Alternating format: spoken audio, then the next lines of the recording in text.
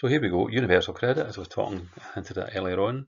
It's replacing some new claims for the following legacy benefits. So it's income support, income-based job seekers allowance, income-related employment support allowance, housing benefit, child tax credit, and working tax credit. Eventually these benefits will go completely and it'll be universal credit. What we're saying to advise people to do is to seek advice before you claim universal credit, because if you're on one of these benefits, the older benefits, you may be able to stay on them rather than claim universal credit, or you may not. But I say it's quite confusing, so always get guidance. Our staff, again, are well trained and they'll be able to check your benefit entitlement to see what's the best option for you, because it may be that you're better off claiming universal credit, but we can advise of what your options are. At some point, the government's going to do a migration, a planned migration, and when that happens, what they'll do is if you're in receipt of any of these older benefits, you'll get invited to apply for universal credit, and basically you have to go for it then. There's no choice then at that point. And if you've got children and you're on universal credit, what you do is you'll get a child element for each of your children, as long as they were born before 6th of April 17. If they're all born before 6th of April 17, that's fine, you'll get child elements for them all. But if you're on universal credit and then you have a third or further children and they're born after 6th of April 17, similar to tax credits, they won't pay you the additional child element for that child unless the child was again adopted or kinship placement, etc.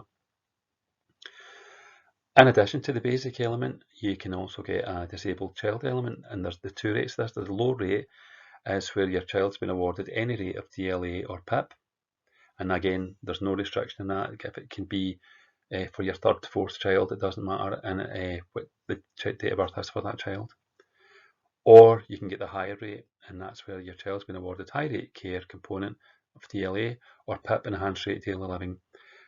Tax credits, you could get them both, but with universal credit you only get the lower or the higher.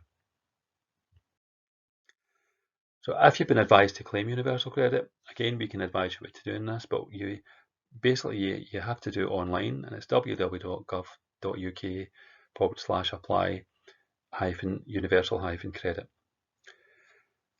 To claim universal credit, both you and your partner need to create accounts, and then what you would do is, because they would ask if you have a partner, and your accounts would be linked by a partner code, and you would put that, so you put the partner code in and it links your two accounts up. Then you claim the universal credit, and your award will start on the date of your application. There's no back dates for universal credit, it's only from the date of application, and that'll be the first date of your assessment period.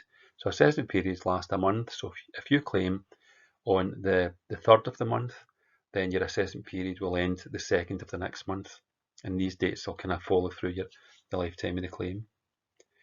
Any changes that occur within that assessment period, and everybody will have their own particular assessment period. It can be, it just depends what day you actually apply.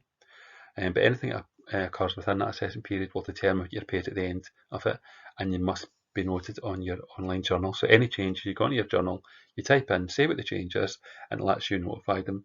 But if it's been an increase in income, then that means for that, even if it's at the very end of your assessment period, that'll be counted in for the full of that assessment period, and you may end up with less than you were expecting.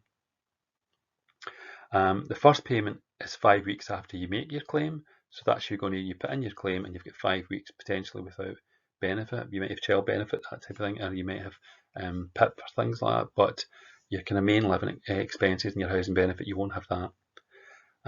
After that 5 week period, what will happen is then it's paid monthly, and normally the date for paying it is 7 days after the end of your assessment period. So if your assessment period ended in the 2nd of the month, you'll get paid in the 9th of every month, round about that, unless there's holidays, it can be earlier.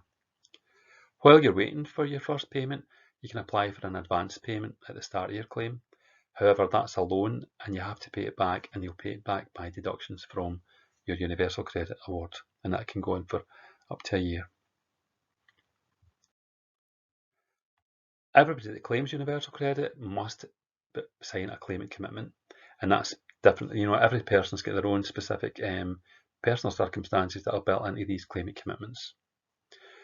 Some claimants may be asked to seek work for a specified number of hours. Otherwise, if they don't do that, then they may get sanctioned, and that's a financial deduction from your Universal Credit Award, and it's quite a big deduction.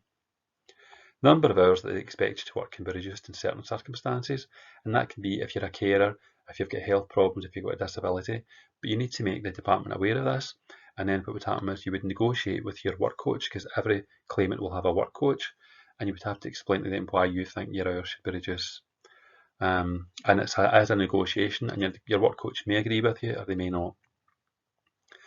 But if they say you have to look for work for a certain number of hours, then you have to, if it's full-time work that you have to look for, they can actually ask you to look for work for 35 hours a week. Though if you are working and if you're earning a decent wage and your earnings are equal to the minimum wage for the number of hours that they expect you to work, then that's fine. You won't have any risk of being sanctioned.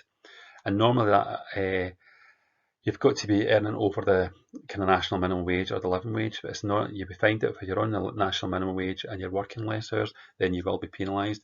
But if you're on a higher hourly rate, you may be working like 20 hours, but you've got a higher hourly rate, then you may actually meet your expected